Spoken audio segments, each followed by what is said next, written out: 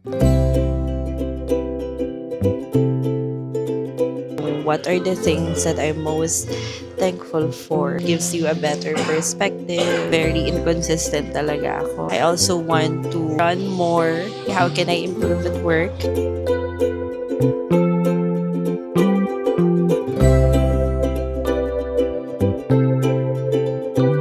Ngayon ay February 10. It's currently 9:30 a.m. and the weather is at 2 degrees. So today is a me time.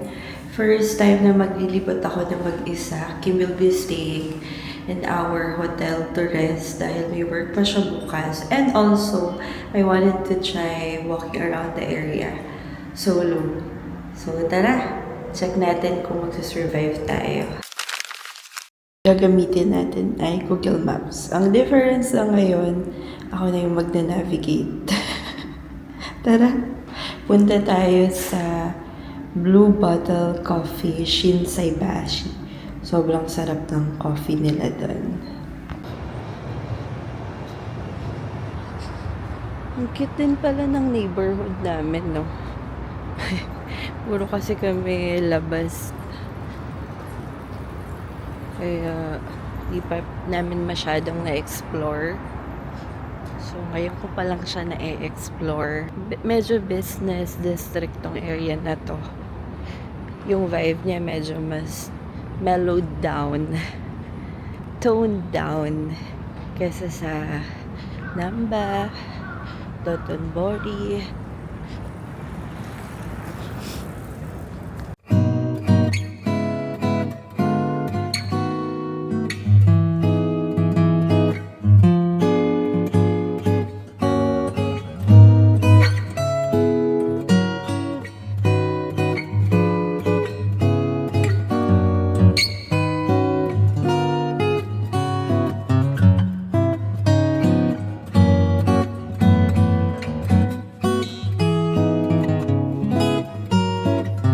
Ito na guys, yung blue bottle.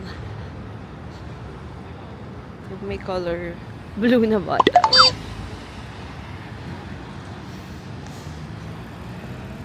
Tapat din siyang specialty coffee shop. It's called B. Portland Coffee Roastery. But ito kasing blue bottle, sure na ako. Na-try ko na ito eh. Kundi lang malamig, baka dito tayo. Pero dahil malamig, sa loob tayo mga mare.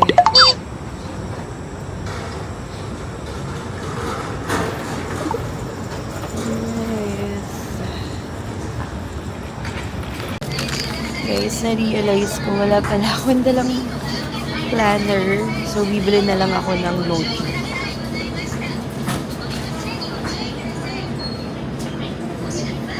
Okay din to, maliit lang.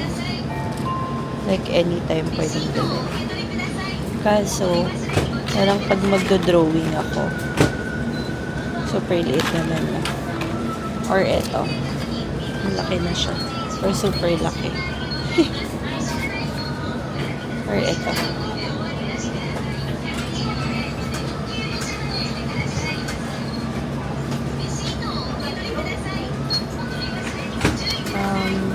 Siguro, eto na lang. So guys, eto pala yung nabili ko. Nagbago isip ko. Parang ang hirap sulatan nung maliit. Although pwede ko siyang galin anywhere. But since magjo-journal ako today, ito na lang yung binili ko. So tara, balik na tayo sa Blue Bottle Coffee. Ito na yung latte natin.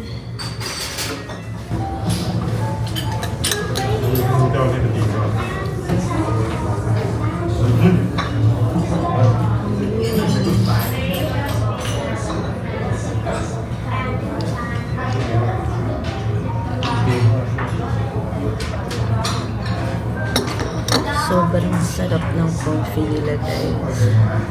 Grabe. 10 over 10. Hi guys, so mag-start na ako magsulat. So yung first na susulat ko is yung what are the things that I'm most thankful for, and that includes last year and this year. Kasi from January to February, ang dami agad blessings ni Lord. And it's nice to really be grateful for the things that you have, to be reminded sa mga blessings, diba? It gives you a better perspective and it allows you to be more joyful. Second na sulat ko ay yung planning for my personal well-being, and that includes of course spiritual, yung growth in my relationship with God. Second would be physical, like how can I do more workout, saan ko siya isisingit na time. And I also plan to do more Pilates classes kasi very inconsistent talaga ako. I also want to run more, yung mas madami pa akong matakbo at mas madalas ko siyang magawa. Kasi when I'm running, it really clears off my head. And I'm sure that you can relate if you are running. And then I also plan to be more mindful of what I eat. And yung pangatlo is to strategize for work personally for my clients and for my clients as well. So personally, how can I improve at work? Second would be how can I do better financial planning for my clients? And then third would be how to strategize for our team. That includes expansion as well. So yun. Tara.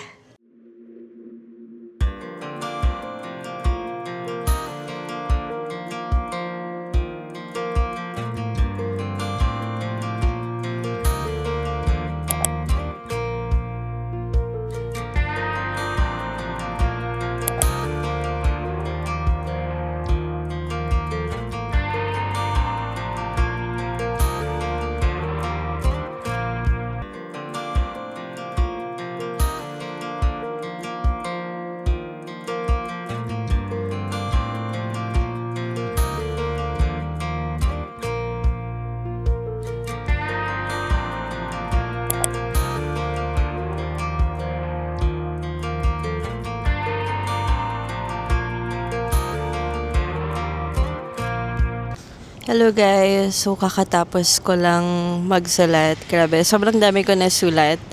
I love the part, especially yung una na I was just listing the things that I'm grateful for. Medyo nakaka-teary-eye siya. Medyo teary-eyed ako kanina. And ngayon naman, pupuntahan natin yung melt chocolate. So, tara! So, eto guys, yung melt chocolate. Yan.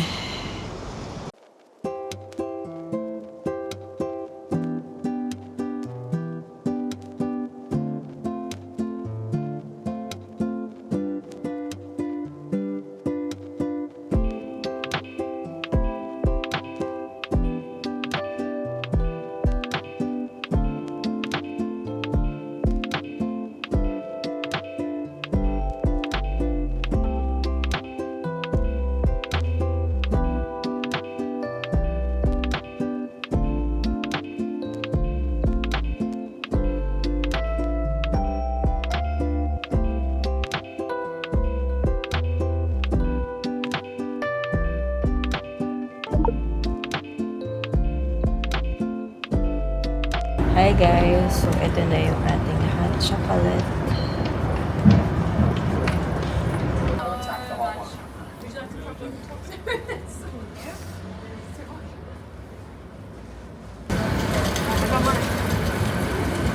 Oh my god, that is going to cool.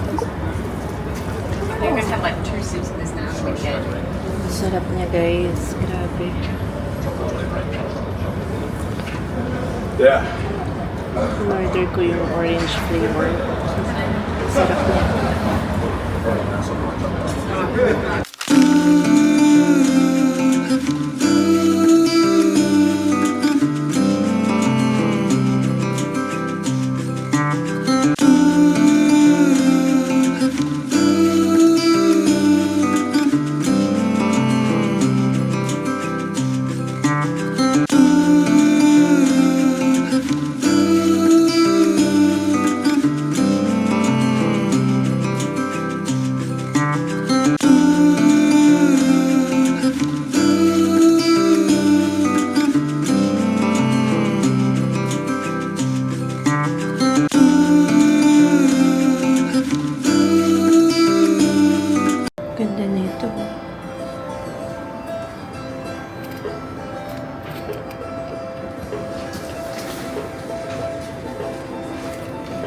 cutesy.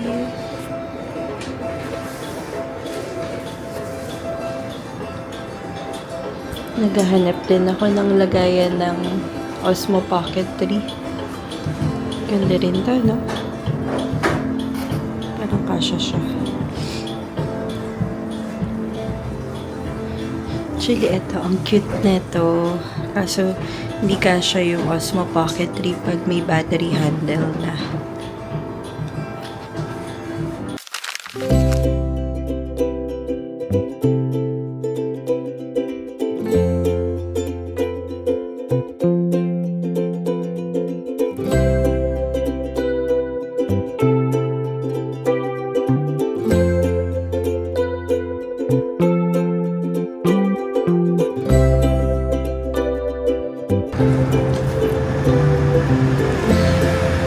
Sayang, closed.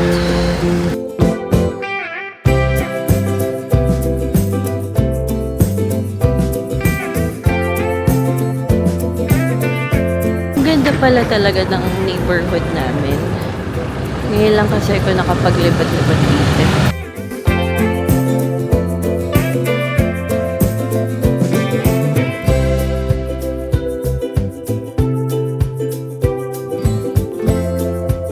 Ganda sa neighborhood namin. Buti na lang hindi na ako pumunta ng Namba. Dito na lang tayo naglibot-libot. Medyo mas kalmado yung vibe dito eh.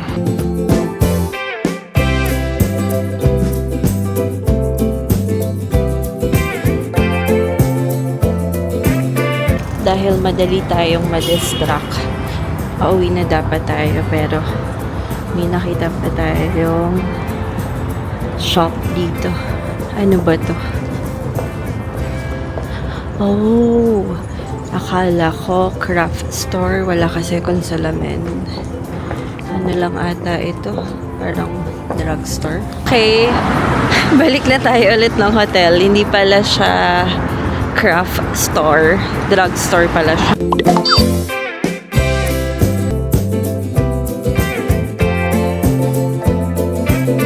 Ang cute nito, guys. So,